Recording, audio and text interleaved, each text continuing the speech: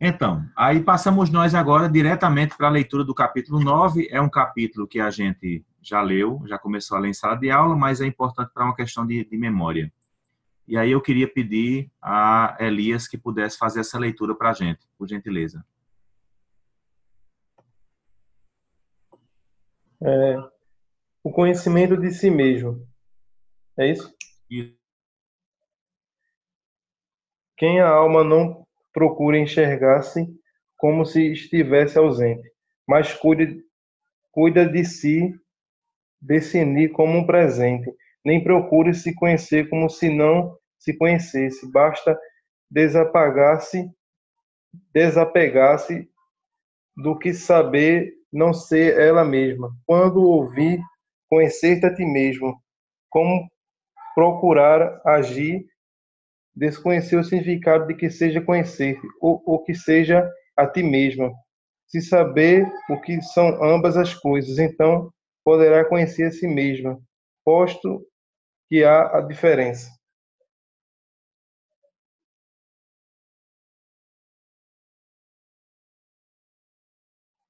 Ok?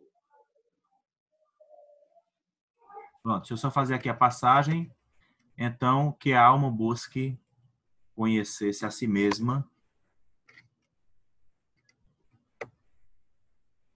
Eu não sei onde é que eu estou operando aqui, peraí. Ah, a outra parte está aqui. Então, entre dizer a alma conhece-te a ti mesma e conhece a um querubim ou serafim. Com relação a esses seres, eles nos estão ausentes. Apenas cremos que são potestades celestiais, conforme é afirmado. Esse conhece-te a ti mesma e conhece um querubim, um serafim, foi uma questão também que a gente já tematizou. Ou seja, a alma, quando se dirige, a alma, quando se dirige a um objeto que não é si mesma, é como se o foco da alma por inteiro estivesse extrínseco a si, não é? Então, isso leva àquela afirmação inicial que Agostinho diz que, como o amor da alma está em admirar-se e gostar das coisas, então ela dificilmente olha para si mesma. Agora, quando ela pensa no conhece-te a ti mesmo, ou seja, é o mesmo olhar cognoscente, de conhecimento, mas é um olhar de conhecimento do da capacidade da alma que está conhecendo. Então, ao mesmo tempo, é capaz é, de a alma conhecer e conhecer a si mesma. Como quem diz, lá naquele nosso exemplo da sala de aula, eu estou vendo uma cadeira azul. Então, a afirmação se refere não à cadeira azul, mas se refere à percepção que eu tenho de que estou percebendo algo no mundo que é uma cadeira e que, ao mesmo tempo, é azul. Isto é um ato reflexivo. É um ato reflexivo. Tampouco está escrito, continuando a leitura, a alma de se conhecer, como quando é dito, conhece a vontade daquela pessoa. Ou seja, nessa expressão não está claro de que a alma deve se conhecer a si mesma, porque conhecer a vontade da outra pessoa é ainda uma ação extrínseca da alma, pois essa vontade não está a nosso alcance, é a vontade do outro, nem para que percebamos, nem para que compreendamos, a não ser que seja através de sinais corporais emitidos, e ainda assim, isso seria mais para se dar crédito do que para se ter compreensão.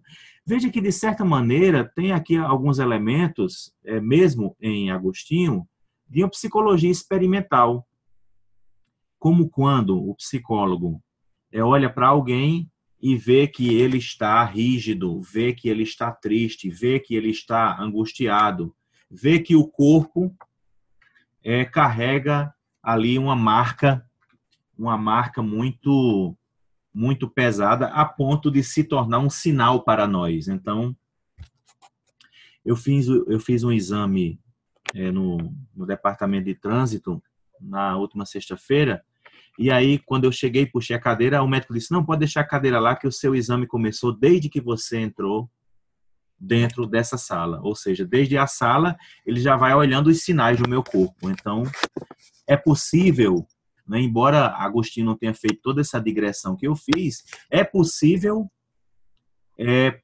conseguir fazer uma análise da alma através das expressões do corpo. Tampouco como quando é dito a alguém, olha o teu rosto, o que não se pode fazer a não ser por meio de um espelho, visto que o nosso próprio rosto está ausente de nossos olhos, e dado que não há neles como o enfocar.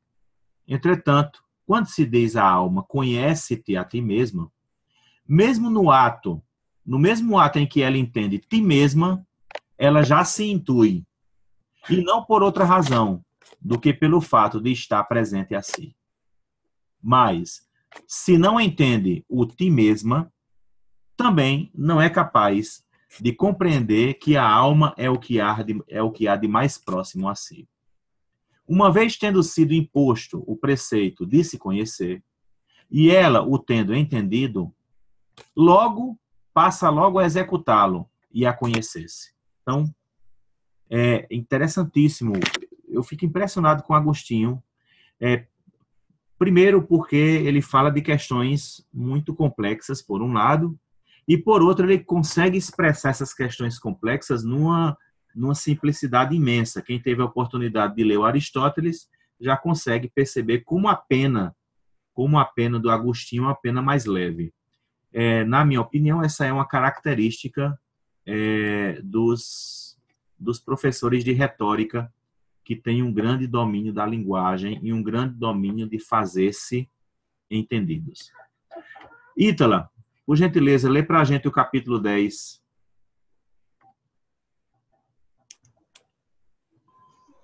Capítulo 10, para aqui. A alma sabe com certeza que existe, vive e entende. Que a alma não acrescente nada ao conhecimento, isto é, a autoconsciência, que tem de si mesma, quando ouve a ordem de se conhecer. Ela sabe com certeza que essa ordem lhe foi dirigida. A ela que existe, vive e entende. Por certo, o cadáver também existe, e o animal também vive. Contudo, nem o cadáver nem o animal podem entender. Assim, a alma sabe que existe e viver. Como existe e viver a inteligência. Pronto. Ao contrário, quando a alma se imagina... Só uma paradinha, Ítala. Então, ao entender o mandado, conhece-te a ti mesma, a alma já se entende como próxima. Em segundo lugar, ao entender-se como próxima, a alma passa a ter certeza de que vive, existe, vive e entende. E aí tem uma questão, assim, bem sutil, que na filosofia às vezes a gente fala e aquilo não é muito compreendido. Por exemplo, se eu perguntasse, sem ler Agostinho, ali no calor das emoções, um copo existe? Aí a gente diria existe. Um celular existe? A gente diria existe. Um café gelado existe? A gente diria existe. Mas, nessa tematização da alma como o único que se sabe sobre si, quando entende a expressão conhece a ti mesmo, só a alma é capaz de atestar a sua própria existência. É claro que nós atestamos a existência do outro,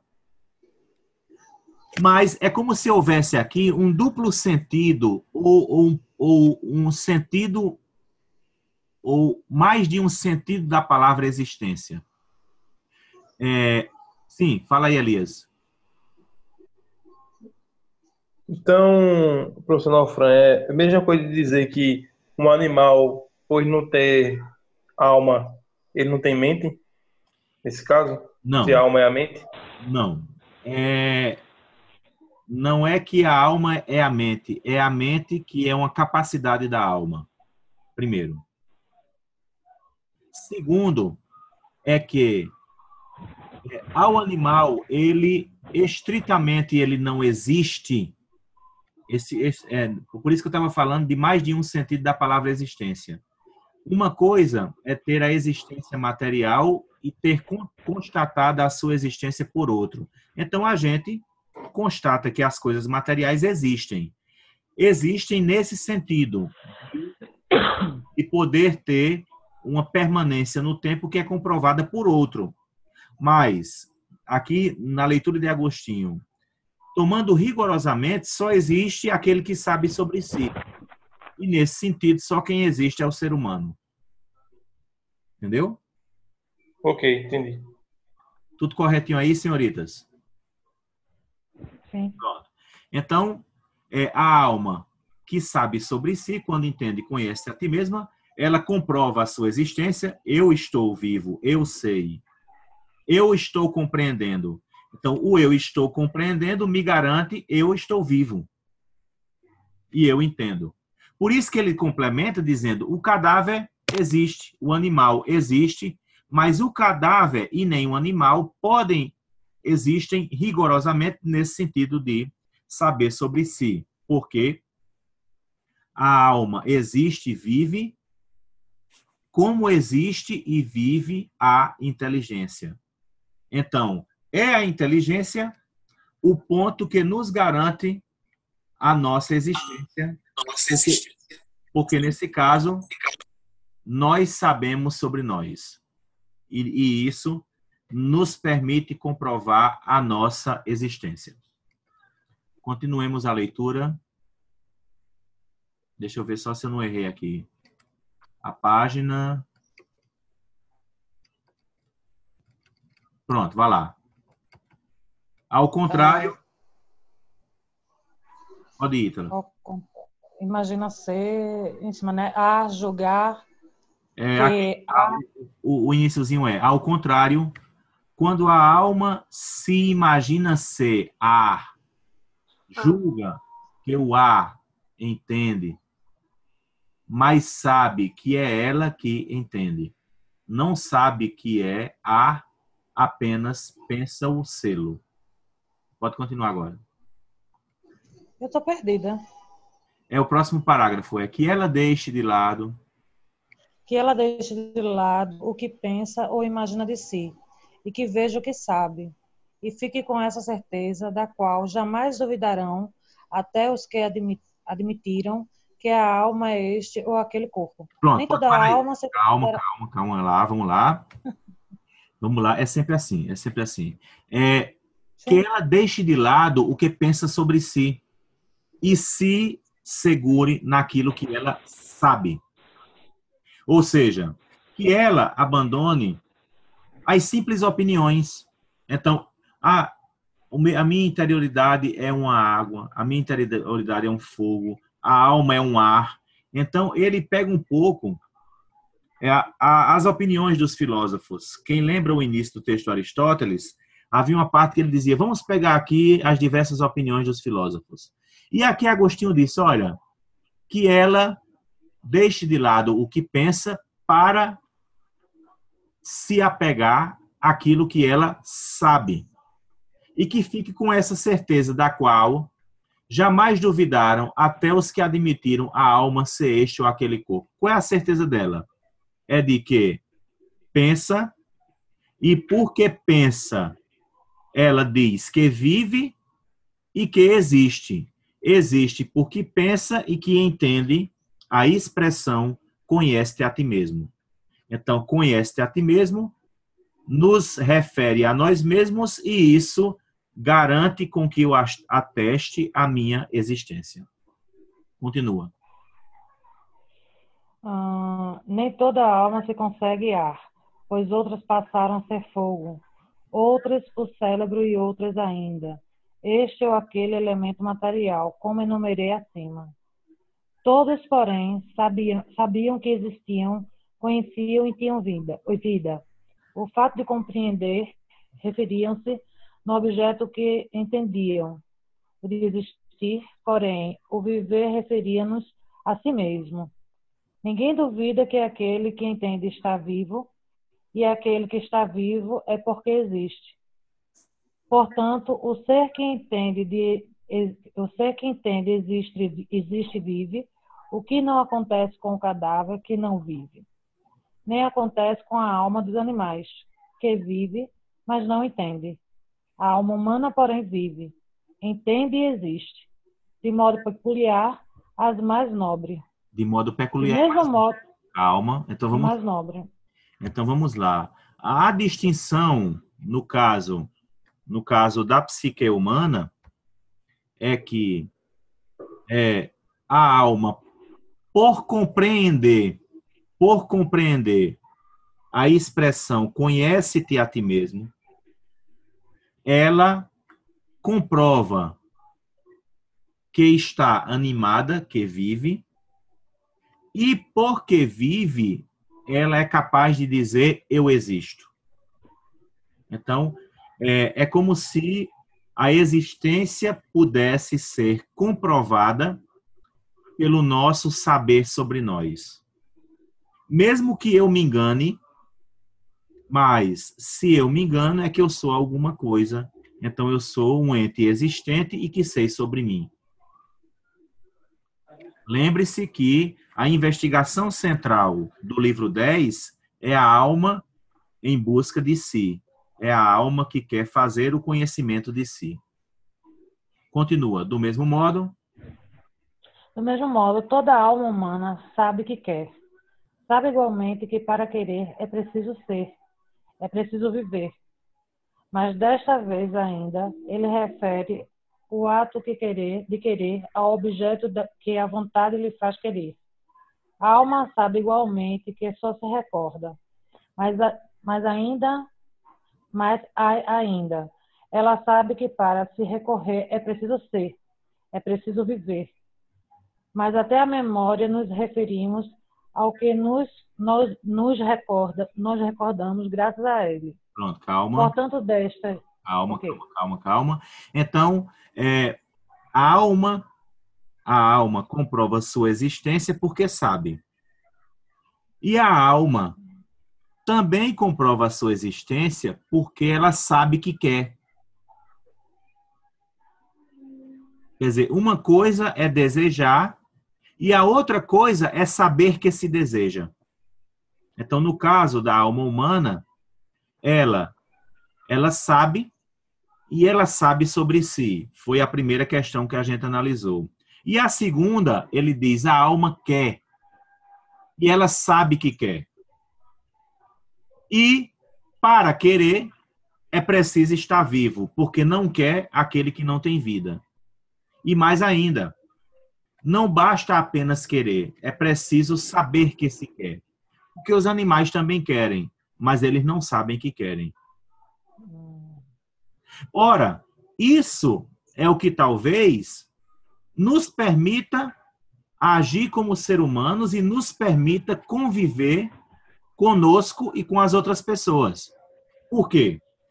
Porque se eu fosse preso exclusivamente ao meu querer, eu só faria aquilo que o meu coração, aquilo que o meu desejo mandasse. Então, se eu não gostasse de alguém, eu iria repudiá-lo, eu iria atacá-lo, sempre. Não teria uma outra opção. Mas, por eu saber que eu quero e que eu desejo, eu posso dizer, eu não preciso repudiar, brigar ou violentar todas as pessoas que o meu coração não gosta naturalmente. Ora, é só por um processo de saber sobre o meu querer que eu posso seguir o que ele manda e que eu posso também negar o que o meu querer manda. Essa é uma questão fundamental. Os animais só sabem querer e eles são profundamente coerentes com esse querer. Então, eles só agem de acordo com o que querem. No nosso caso, a gente quer e a gente pode, inclusive, não dar atenção ao nosso querer. Claro, dirá Freud, isso cobra um preço muito alto de nós, porque isso, de certa maneira, violenta o nosso mais íntimo. Mas é assim que nós somos. Portanto, destas três faculdades, a memória, a inteligência e a vontade, duas delas, a memória e a inteligência, contêm o conhecimento e a ciência de muitas coisas. E a vontade está lá para nos fazer gozar e usar dessas coisas. Gozamos do que conhecemos, quando a vontade repousa. Com complacência nessas coisas.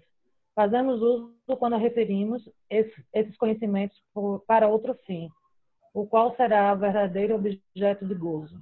E a única coisa que torna má a culpa e a vida humana é o mau uso e o mau gozo. Mas não é lugar para dissertarmos sobre este assunto. Pronto, vamos lá. Vamos aqui recuperar. Ele faz um pouco o resumo, né, dessas questões que ele falou aqui nesse capítulo 10. Três faculdades: memória, inteligência e vontade. Memória, inteligência e vontade. Duas delas, a memória e a inteligência, contêm o conhecimento e a ciência de muitas coisas. Então, conhecer só nos é possível através da inteligência e da memória. A vontade está para nos fazer gozar e usar dessas coisas. Ou seja, o nosso querer utiliza-se daquilo que nós sabemos para a utilidade e para a fruição, que é um sinônimo da palavra gozo. Gozamos do que conhecemos, quando a vontade repousa com complacência nessas coisas. Fazemos uso quando referimos esses conhecimentos para outro fim, o qual será o verdadeiro objeto do gozo. E a única coisa que se torna má e culpável na vida humana é o mau uso e o mau gozo. Ele não disse em que é que consiste o mau uso e o mau gozo. Isso aqui ele vai dizer que é tema para outra investigação, não é? Ou seja, sobre o bem agir e sobre o mal agir. E essa é uma questão de ética para a filosofia.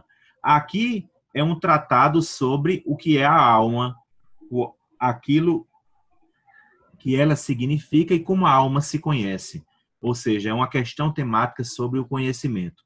A questão do mau uso e do mau gozo seria, assim, um tratado de ética que Agostinho tratou em muitos outros livros. Questões?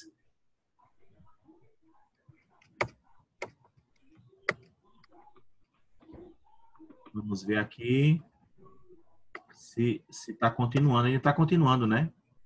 Ou não? Na outra página? Deixa eu ver aqui. Sim. É a página 327. 328. Ok. Vamos continuar. Isso. É o parágrafo 14.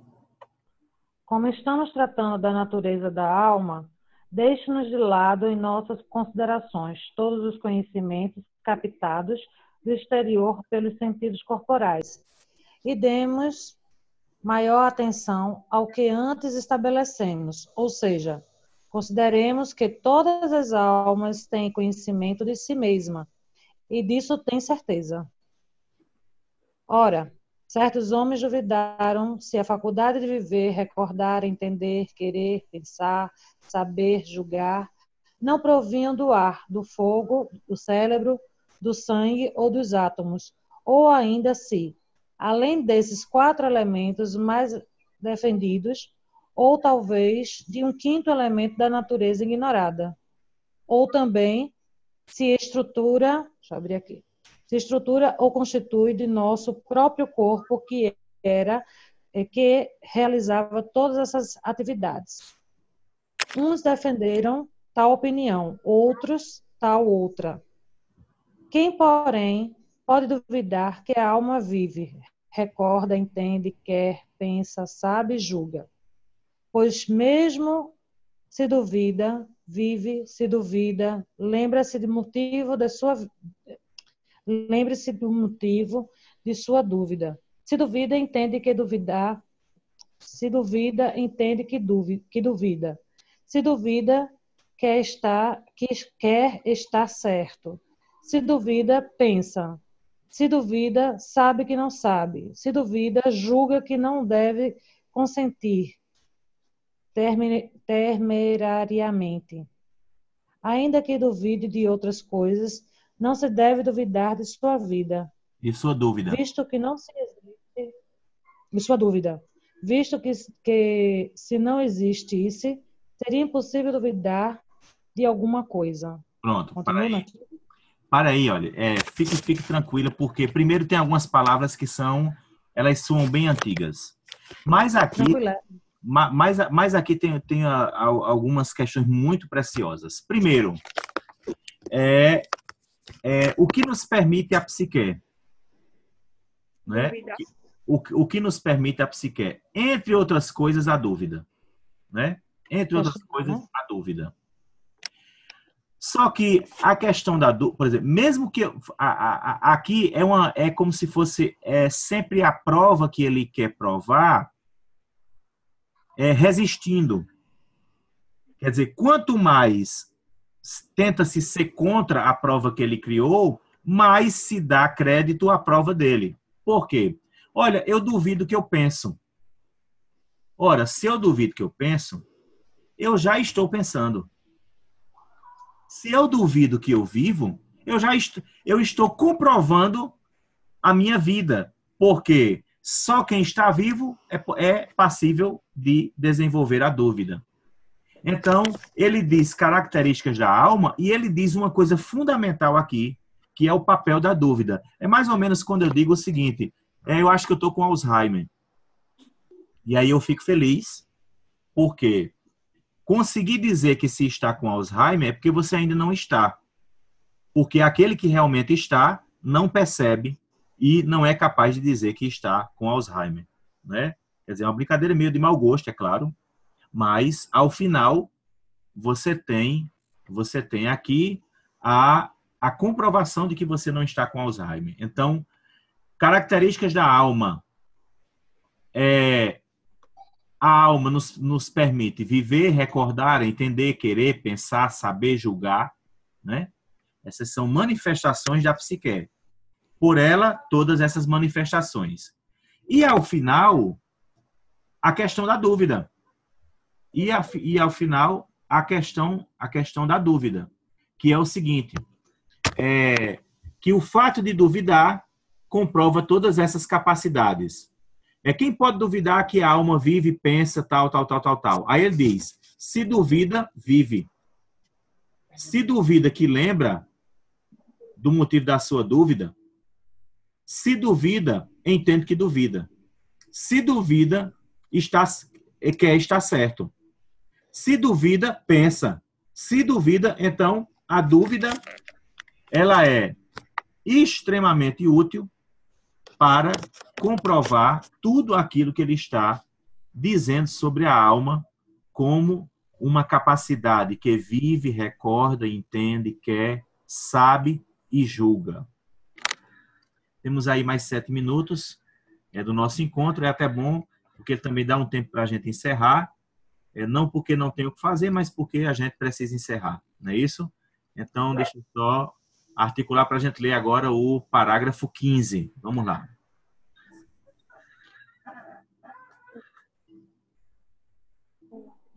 Constituição ou estrutura do corpo, ver que essa realidade é um sujeito, de modo que seja o ar ou o fogo, ou outro corpo, que consideram alma. A inteligência, porém, interioriza-se-ia nesse corpo como uma qualidade de sua. E assim o corpo seria o sujeito no qual estaria a inteligência. como seu acidente. Em outras palavras, a alma que julgar ser um corpo seria o sujeito e a inteligência, e tudo mais o que demos acima como certo estaria no sujeito.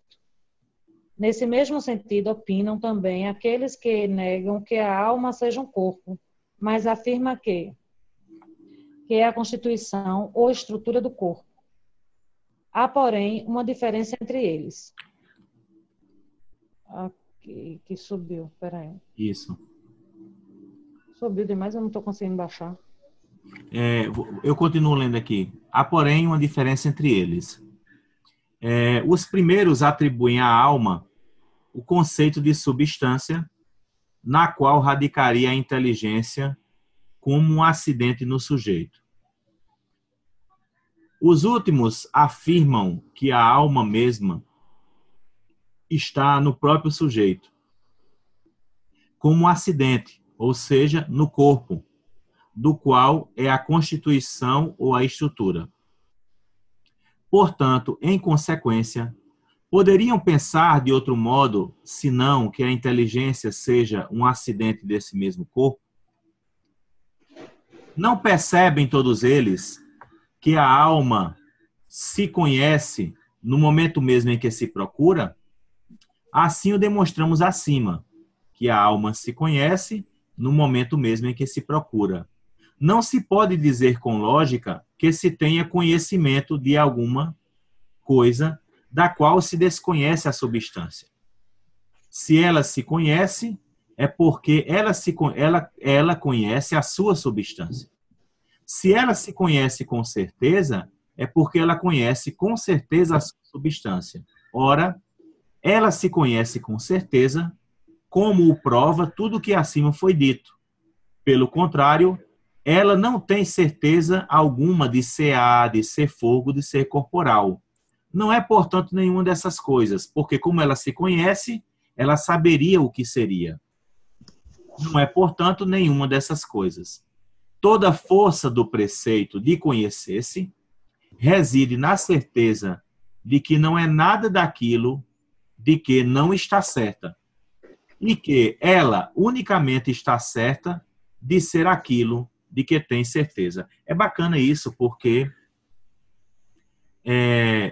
a questão aqui é de que o próprio conhecimento de si, animado pelo mandado conhece-te a ti mesmo, já faz com que, de certa maneira, a própria psique humana já tenha a noção do que é que ela não é.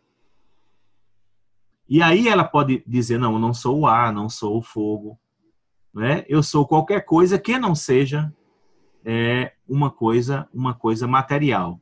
Eu entendo que a alma me permite querer, julgar, ser, viver, existir, mas eu não posso reconhecer que eu não seja eu posso reconhecer de que eu não seja alguma dessas substâncias. Então, a alma, ao saber sobre si, ela também sabe acerca daquilo que ela não é.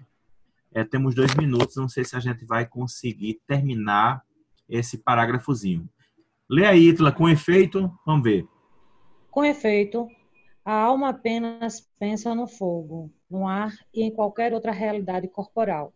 Ora, seria impossível ela pensar no que ela mesma é, como pensa no que não é.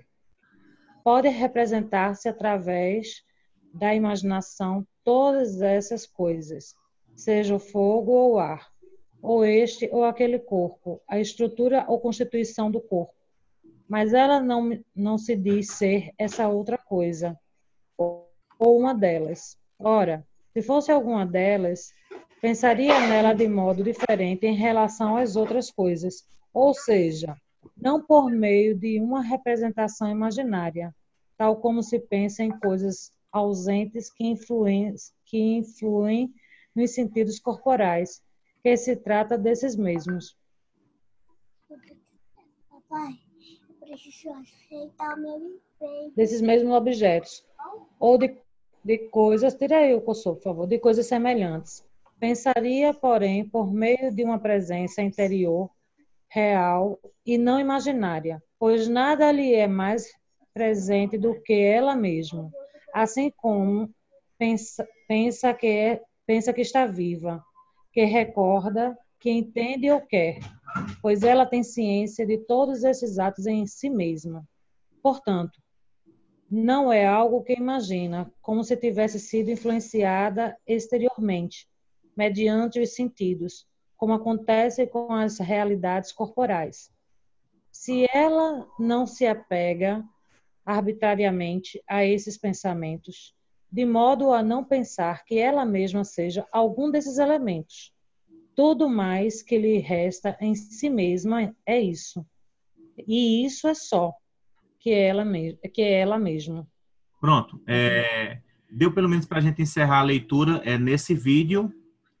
E eu vou voltar, deixar encerrar, voltar para a gente finalizar a nossa conversa com o comentário desse capítulo 10. Legal? Ok, legal. Deixa eu só encerrar. Quer dizer, ele vai encerrar ele mesmo.